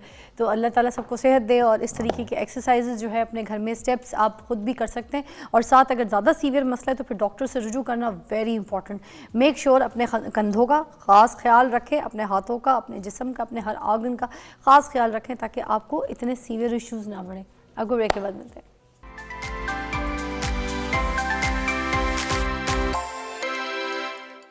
Back you watching morning with फिज़ा. नाज़रीन, हम अपनी आंखों का कैसे ख्याल रखें इसके बारे में बात करेंगे. हमारे साथ मौजूद हैं डॉक्टर सना जहांगीर, ऑप्थेमोलॉजिस्ट हैं, और वो हमें बताएंगी कि आंखें ख़राब क्यों होती हैं और उनका ख्याल कैसे रखा जाता है. अस्सलाम वालेकुम. वालेकुम सलाम जी. कैसी हैं सना? अल्लाह का शुक्र. सना बताइए कि ये क्या अलामात होती हैं जब आंखें ख़राब होती हैं? शुरू में तो बंदे को पता कैसे चलता है कि उसकी आंखें ख़राब हो रही हैं? अच्छा, देखिए ऐसे है कि इसकी जो अलामात हैं वो बच्चों में थोड़ी जल्दी आ जाती हैं जिनको प्रॉब्लम होती है. कुछ बच्चे टीवी बहुत करीब जाके देखना शुरू कर देते हैं, क्लास में स्ट्रगल करते हैं, बोर्ड से सही कॉपी नहीं कर पाते हैं, मगर टीचर्स पे कंप्लेन करना शुरू कर देती हैं, उनके बारे में बोलती हैं कि ये बच्चा जो है तवज्जो नहीं दे रहा, जबकि मसला उसको जो है ना ब्लैक बोर्ड को क्लियर नहीं पढ़ना, ये सब इश्यूज हो रहे होते हैं. बच्चे को जब इश्यूज होते हैं तो सबसे पहले उसकी हैंड राइटिंग ख़राब होती है, फिर वो गलतियाँ बहुत करता है. सम teachers are able to pick up कि ये आई साइट की वजह से प्रॉब्लम हो रही है. और अब ऐसे है कि बहुत सारे स्कूल स्क्रीनिंग करके देते हैं आपको, वो डॉक्टर्स को बुलाते हैं या और टेक्नीशियंस को बुलाते हैं, बच्चों की आई site as per routine check होती है, और फिर वो पेरेंट्स को इन्फॉर्म करते हैं कि जी देयर इज़ अ प्रॉब्लम, आप इनको चेक करवाएं विद द प्रॉपर डॉक्टर. अच्छा. और बाकी जो अलामात आती हैं ओल्डर एज में वो ये आती हैं कि पहले जो चीज़ें क्लियर नज़र आती थी वो अब क्लियर नज़र नहीं आती हैं, और जो ऐनक लगाते थे वो नाकाफ़ी हो गई है. तो ये बेसिक सिम्टम्स हैं. इसके अलावा अगर आपकी आँख में कोई डिज़ीज़ आ रही है तो फिर उसके अलग सिम्टम्स आने लग जाते हैं. और इनकी वजूहात क्या होती हैं ये भी बताइएगा, किस वजह से आंखें कमज़ोर होती हैं? पहले जो सबसे कॉमन वजह है वो तो आई साइट की रिफ्रैक्टिव एरर्स हैं, यानी ऐनक के नंबर की रिक्वायरमेंट है. उसके अलावा और वो भी डिफरेंट किस्मों के नंबर होते हैं. कुछ ऐसे नंबर होते हैं जिनके अंदर आपको करीब फिर भी साफ नज़र आता है बट दूर आपको सही नज़र नहीं आता, उसे मायोपिया कहते हैं. कुछ ऐसी सिम्टम्स हैं, कुछ ऐसी डिजीज़ हैं जिसके अंदर आपको दूर और करीब दोनों साफ दिखाई नहीं देते हैं. एंड उसके बाद फिर और जो कॉजेज़ हैं उसके अंदर कैटरेक्ट्स आते हैं, सफ़ेद मोतिया है, काला मोतिया है, शुगर की वजह से पर्दे के मसाइल हैं. कुछ ऐसे प्रॉब्लम्स हैं जो जेनेटिक होते हैं, बाय बर्थ प्रेजेंट होते हैं, اور ان کو ڈائگنوز کر کے انفارچونیٹلی ہم ٹریٹ اتنا نہیں کر پاتے، سوائے اس کے کہ پیرنٹس کو اور ان بچوں کو ہیلپ ہو جاتی ہے جو ڈائگنوز ہو جاتے ہیں کہ ان کی یہ ڈسیبلٹی ہے، اور اس ڈسیبلٹی کے حساب سے پھر ان کو ڈفرینٹ چیزیں آفر کی جاتی ہیں جو ان کو پڑھنے میں، دیکھنے میں کچھ مدد مل جاتی ہے۔ یہ جو گیجٹس وغیرہ ہم یوز کرتے ہیں، اسکرین ٹائمنگ بچوں کی بڑھ جاتی ہے، اس کی وجہ سے بھی آنکھیں کمزور ہوتی ہیں؟ جی بالکل، بہت زیادہ ٹی وی دیکھنے سے، کمپیوٹر کے آگے بیٹھنے سے؟ جو سب سے زیادہ آپ کی آنکھوں کو ڈیمیج کرتا ہے نا، وہ فون ہوتا ہے اور لیپ ٹاپ ہوتا ہے۔ جو ٹی وی ہوتا ہے وہ پھر بھی ایک ڈسٹینس پہ ہوتا ہے، and you are still able to maintain your eyesight with the T وی۔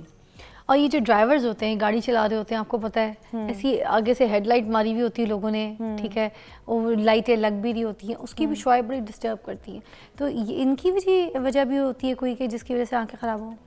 دیکھیں، جو ڈرائیورز ہوتے ہیں ان کے لیے تو یہ ایک آکوپیشنل ہیزرڈ ہے کہ ان کی آنکھ میں لائٹیں بہت زیادہ پڑتی ہیں اور ان کو پھر کلیئر نظر نہیں آتا۔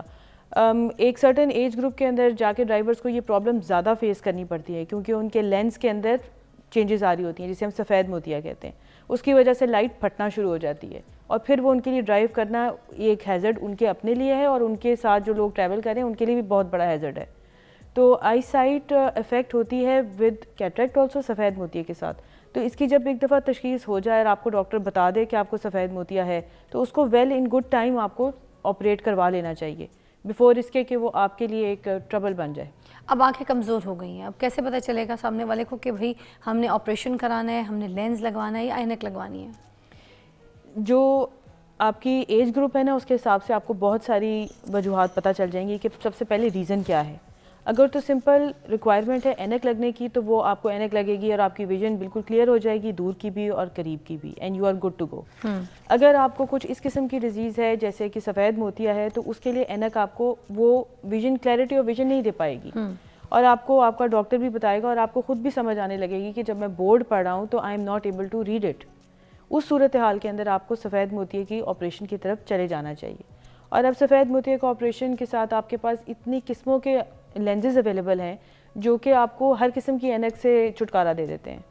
سو اٹ ریئلی ڈیپینڈس کہ آپ کے پاس کیا اویلیبل ہے، آپ کے فائنینسز کیا ہیں، کیونکہ دیز لینزز آر ایکسپینسو، اور دوسری بات یہ ہے کہ آپ کی آنکھ میں کوئی کانکرنٹ ڈیزیز تو نہیں چل رہی ہے، جیسے شوگر تو نہیں چل رہی ہے جس کی وجہ سے آپ کے پردے میں کوئی پرابلم آ رہی ہو۔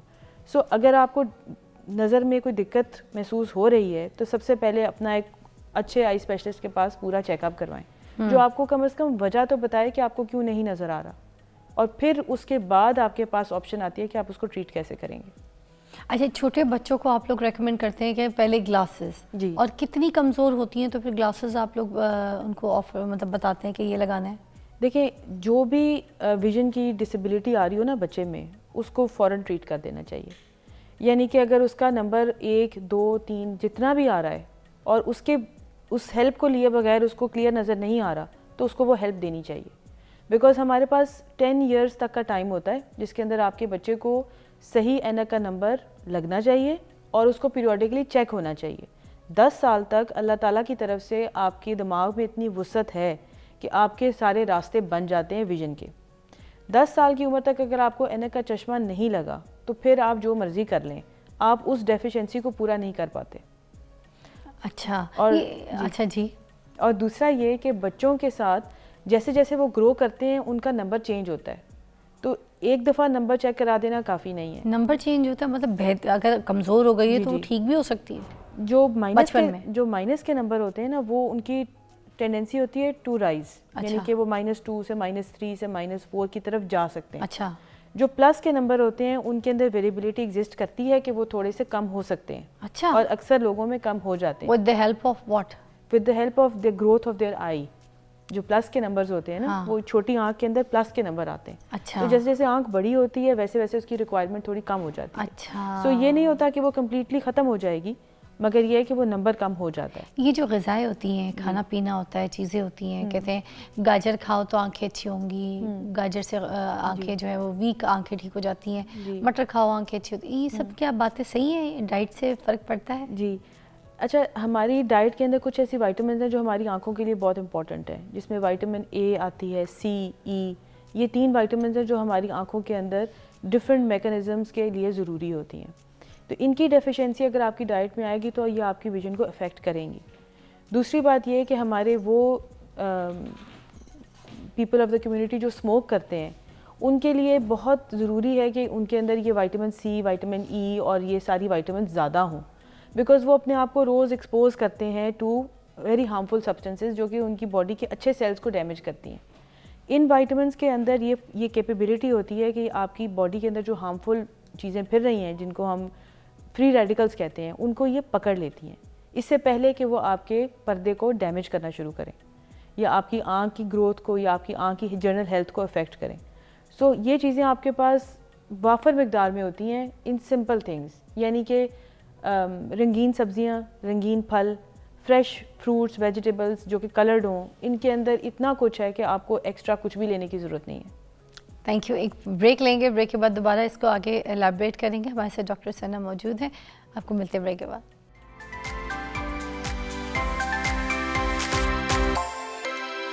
اچھا پہلے تو یہ بتائیے کہ لیزر جو ہے اس سے آپریشن ہوتا ہے تو وہ کس قسم کا ہوتا ہے؟ کیونکہ ہم تو باہر جاتے ہیں تو بڑا بورڈ پہ لکھا ہوتا ہے، میں نے تو بڑے پڑھے کہ آئیے آ کے لیزر سے آپریشن کرائیے، ہمیشہ کے لیے اینک سے جو ہے وہ چھٹکارا حاصل کر لیتے. تو یہ ہوتا ہے یہ فرق؟ جی بالکل ہوتا ہے. لیزر ریفریکٹیو سرجری اس کو آپ کہتے ہیں، یہ 2-3 قسموں کی ہوتی ہے. PRK ہوتی ہے، فیمٹولیسک ہوتی ہے اور اسمائل ایک نیا پروسیجر ہے. یہ 3 پروسیجرز ہیں بیسکلی جو لیزر کے ساتھ کیے جاتے ہیں. اب ان سے اب اینک اتر جاتی ہے فار دوز پیپل جن کی آنکھوں کا نمبر سٹیبل ہو، جو 18 سال سے بڑے ہوں اور جن کے کارنیا کے اندر یعنی سفید پتلی کے اندر اتنی کیپیسٹی ہو کہ وہ لیزر کو سہ سکے. تو آپ اپنا پیشنٹ بہت دھیان سے چنتے ہیں اینڈ یہ چیزیں چیک کر کے تو پھر آپ ان کو آفر کرتے ہیں. And yes it gives you good time. ایک مجھے بات بتائیں، جتنے موسٹلی میں نے یہ ڈاکٹر دیکھے ہیں جن کے بورڈز باہر یہ لگے ہوتے ہیں آئیے لیزر کروائیے اور اینک سے چھٹکارا حاصل کیجیے، ان کو تو خود تو اینک لگی ہوئی ہوتی ہے ان ڈاکٹرز کو. میں بھی ان ڈاکٹروں میں شامل ہوں. آپ کو بھی لگی ہوئی ہے؟ مجھے بھی اینک لگی ہوئی ہے. یار کیا کرتی ہے آپ نے بورڈ لگوایا ہے آئیے اینک سے چھٹکارا حاصل کیجیے. بس یہ بورڈ تو ہر لیزر جگہ لگے ہی ہوتے ہیں. ہاں. بٹ دی تھنگ از کہ دیکھیں ہر کوئی جو ہوتا ہے نا وہ ایلیجیبل نہیں ہوتا یا اس ایج گروپ میں نہیں تھا جب یہ فیمٹو وغیرہ آئی ہے. جی تو I am also one of those people. میں تو ابھی بھی میرے پیشنٹس جب آپریٹ کرواتے ہیں میرے سے لیزر کے لیے تو شروع کی کنسلٹیشن میں وہ ضرور پوچھتے ہیں کہ میڈم آپ کو تو اینک لگی ہوئی ہے، ہاں آپ خود کیوں نہیں آپ کراتی؟ خود کیوں نہیں کرواتی؟ تو پہلی بات یہ کہ میں تو اس ایج رینج سے نکل چکی ہوں جہاں پہ میں کروا سکتی تھی. اچھا دوسری بات ہے کہ میرے پاس کیا رینج ہوتی ہے؟ دیکھیں جو بیسٹ ایج ہوتی ہے نا، جو موسٹ سوٹیبل ایج ہوتی ہے that is any time after 18 years of age. اچھا 18 سال کے بعد؟ 18 سال کے اور بعد کب تک کرا سکتے ہیں؟ آئیڈیلی آپ اس کو کبھی بھی کروا سکتے ہیں بٹ 40 ایئرس پہ جا کے ہماری نا نیئر کی ریکوائرمنٹ شروع ہو جاتی ہے. نیئر کے لیے ہمیں اینک کی ضرورت پڑ جاتی ہے 40 سال پہ.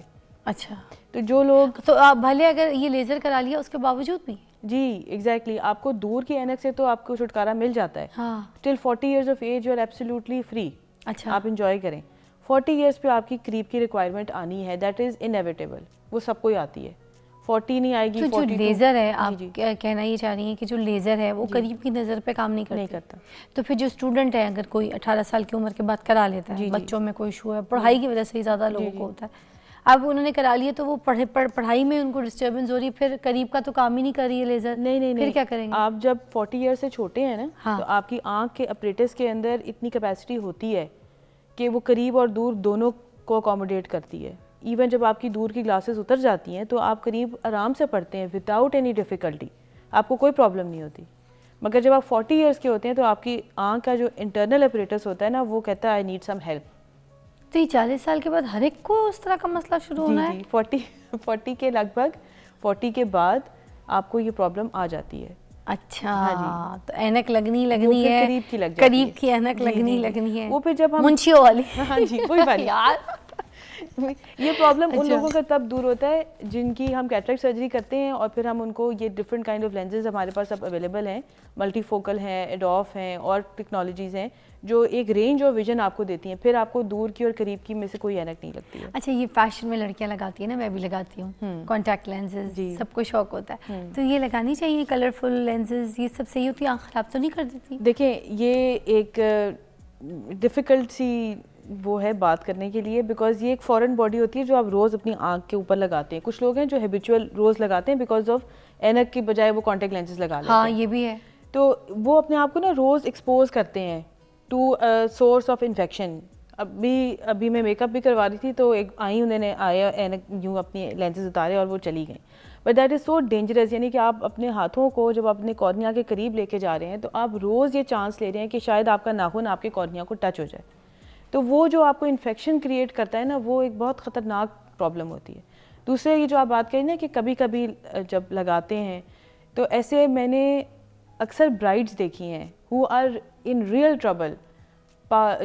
وہ پارلر والے ان کو لگا دیتے ہیں اینڈ دے لک بیوٹیفل, اس میں کوئی شک نہیں ہے. پر جب وہ اس کو اتارتی ہیں, they are first time users, they are in deep trouble next morning. آنکھیں لال ہوتی ہیں, برا حال ہوتا ہے, اور ابھی ولیمے کے دن کا میک اپ اور یہ سارے کام رہتے ہوتے ہیں. مجھے لگتا ہے پارلر والے تو دلہن کو بس اب یہی بنا کے بھیجیں گے کہ جب دلہن شادی کی رات کو دولہے کے سامنے بیٹھی ہوگی تو پہلے وہ اپنی آنکھیں نکالے گی, پھر وہ اپنی بتیسی باہر نکالے گی, پھر وہ اپنی وگ باہر نکالے گی, پھر اس طرح سے سر سے ایک ٹرینڈ بھی دکھے گی, پھر اگر جب منہ دھو کر آ جائے گی تو اتنی بڑی مونچھیں بھی باہر نکلیں گی, کچھ بھی ہو سکتا ہے پھر اندر سے. ہاں پورا یہ کچھ نئی چیزیں ہی پہنچ گئی ہیں ہماری. خیر مگر مزے کا ایک جوک تھا, میں نے کہا چلو ساتھ مار لیتے ہیں. اچھا مجھے یہ بتائیے گا کہ لاسٹ کوئی ایسی بات آپ کو لگتا ہے آنکھوں کے حساب سے جو کوئی لیٹسٹ ہے, کوئی لیٹسٹ ٹریٹمنٹ ہے, لوگوں کو نہیں پتہ, بتا سکتی ہیں تو پلیز آپ بتا دیں. دیکھیں لائک اینی ادر اسپیشلٹی ہر وقت چیزیں چینج ہو رہی ہیں. پہلے ہمارے پاس کم چیزیں ہوتی تھیں, کم قسم کی دوائیاں ہوتی تھیں, کم ہم آپ کو ڈائگنوسس کر سکتے تھے. اب ہمارے پاس آپ کو ڈائگنوز کرنے کے لیے بہت سارا ایکوپمنٹ اویلیبل ہوتا ہے بیکاز آف ٹیکنالوجی. تو میرا مشورہ جنرل پبلک کو یہ ہوتا ہے کہ سال میں ایک دفعہ اپنے آپ کو ضرور چیک کرائیں, اور آپ کے پاس ایک بیس لائن آ جاتی ہے اپنی کہ میں کہاں کھڑا ہوں, اور اس کے بعد آپ کو ایز اینڈ وین نیڈیڈ اور جیسے آپ کو ڈاکٹر گائیڈ کرے اپنے آپ کو انڈر چیک رکھا کریں, اور اپنی ڈائٹ اور اپنی لائف سٹائل کو ایسا رکھیں کہ آپ کسی پرابلم میں لینڈ نہ کریں. Wow doctor Sana, lovely having you. Thank you so much. Thank you so much. I'll see you after break.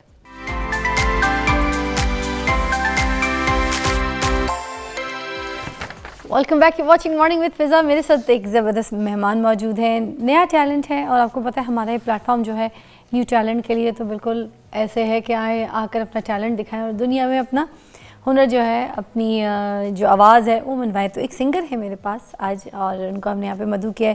ابرار ملک ہیں, بہت اچھا گاتے ہیں, اپنے گانے بنا رہے ہیں, بینڈ بھی بنایا ہے. یہ بھی پوچھتے ہیں السلام علیکم. وعلیکم السلام. کیسی طبیعت ہے؟ I'm fine. آپ کوئی بینڈ شینڈ بنایا آپ نے؟ جی جی. اچھا کتنے لوگ ہیں بینڈ میں؟ 6 سے 7 لوگ ہیں ہم, اور لائک فل ہاؤس بینڈ ہے ہمارا. یونیورسٹی لیول سے اسٹارٹ کیا تھا اور اب پروفیشنل لیول پہ کر رہے ہیں اس کو. اچھا تو ووکل آپ کرتے ہیں؟ جی ووکل. Vocalist right. جی جی. اور ساتھ دوسرے بینڈ میں کون کون لوگ ہیں جو کرتے ہیں؟ گٹارز پہ سلمان غنی ہیں, وہ میرے ساتھ یونیورسٹی ڈے 1 سے ہیں. اچھا. اور جو ہمیں سکھاتے تھے sir Sunny, he is one of the best dhol player. وہ سہارا یو کے ساتھ بھی ہوتے ہیں, راحت فتح علی خان صاحب کے ساتھ بھی ہوتے ہیں, اور ہمارے ساتھ بھی پلے کرتے ہیں, ڈرمز پہ ہوتے ہیں. واہ, تو آپ نے کالجز سے شروع کیا تھا پرفارم کرنا؟ لائیو کرتے ہیں؟ جی جی لائیو. اچھا تو کتنا ابھی کوئی ایسا البم یا کوئی ایسے سانگز بنانے کا کوئی مارکیٹ میں آن ایئر کرنے کا سوچا پلان؟ جی جی ابھی ریسنٹلی میں نے گانا ایک آیا تیری فکر میں. ہاں تو ابھی ریلیز ہوا ہے اور کافی اچھا جا رہا ہے. یہ بھی سمجھ لیں کہ یونیورسٹی ٹائم میں ہمارے ساتھ ہوتے تھے اعزاز بھائی, انہوں نے ہی پش کیا مجھے کہ آپ کو گانا اپنا کرنا چاہیے. تو کیونکہ لائیو شوز بہت سارے کیے ہیں تو اب گانا اپنا نکالا ہے تو وہ اچھا جا رہا ہے. وہ تو آپ کو کیا پسند ہے, راک, پاپ, بھانگڑا, کلاسیکل, کس طریقے سے اس جانرا کو کیچ کرتے ہیں, کون سے زیادہ؟ بیسیکلی میں بہت زیادہ اگریسو پرفارمر ہوں, لائک بہت اگریشن مجھے پسند ہے. تو اس میں راک فیل بہت اچھی لگتی ہے, لائک راک کرتا ہوں میں جا کے, بھنگڑا بھی ہم کراتے ہیں, پاپ بھی کرتے ہیں. تو یہ ایسے مکس ہی ہے سر. ہمیں کیا سنائیں گے آج؟ جو آپ چاہیں, آپ کا جو دل کرے, جو آپ کو اچھا لگتا ہو, اپنا یا کسی کا, جو بھی. اپنا گانا جو ہے تھوڑا سا میں اس کے ورڈ سے سناتا ہوں آپ کو. ٹھیک ہے. آئی ہوپ آپ کو پسند آئے گا. جی. ابھی ریلیز ہوا ہے ریسنٹلی اور اسپوٹیفائی پہ, یوٹیوب پہ, ہر جگہ چل رہا ہے. کیا نام ہے اس کا؟ اس کا نام ہے تیری فکر میں. تیری فکر. چلے.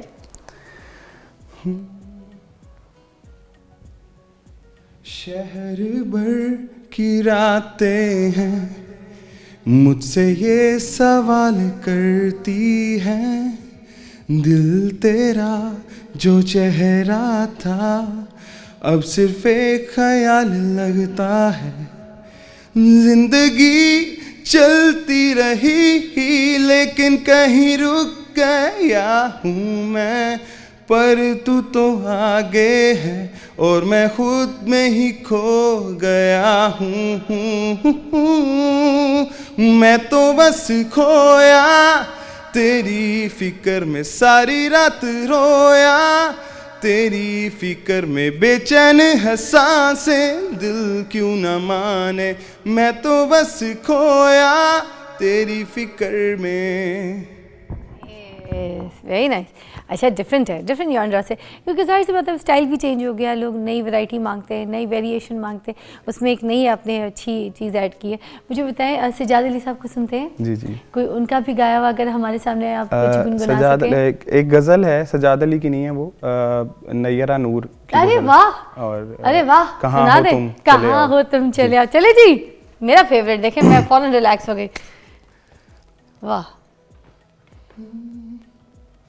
तुम्हारी बेरुखी एक दिन हमारी जान ले लेगी।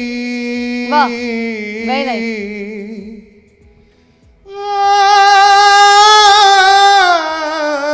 तुम्हारी वेरी नाइस। बेरुखी एक दिन हमारी जान ले लेगी, कसम तुमको जरा सोचो, कसम तुमको वाह। जरा सोचो कि दस्तूरे वफा क्या है, कहाँ हो तुम वाह। चले आओ, वाह। मोहब्बत का तकाज़ा है, गमे दुनिया से घबरा कर तुम्हें दिल ने पुकारा है, कहाँ हो तुम। शाबाश, very nice, to good, to good. अब हम आपसे बहुत सारी अपनी वेरिएशंस भी सुनेंगे जो हमारा दिल करेगा। कुछ भंगड़ा भी सुनाएं किसी का भी भंगड़ा जो में आपको अच्छा लगता हो। अताउल्लाह इसा खेलवी अरे हो जाए, सबका फेवरेट है। कमीज तेरी काली। कमीज तेरी काली। मैं बहुत ज्यादा परफॉर्म भी करता हूँ स्टेज हाँ। पे, बहुत मजा आता है उसको अरे गाकर। वाह। पावे वसे तू वलैत असां करनी नी रहत, तेनू लेके जाना है मियाँ वाली, कमीज तेरी काली वे सोने फुल्ला वाली, वाह जी। नी टिक्का तेनू सजदा वे मथे उत्ते सजदा, नी टिक्का तेनू सजदा वे मथे उत्ते सजदा, तेनू जदों भी मैं तक्का नहीं ओ रज दियां अखां, तेनू जदों भी मैं तक्का नहीं ओ रज दियां अखां, भुल जान सानू पिंड दियां गलियां, कमीज तेरी काली वे सोने फुल्ला वाली। वाह जी। इसी में ऐड होता है नदीम अब्बास लूने वाला का गाना। जी जी।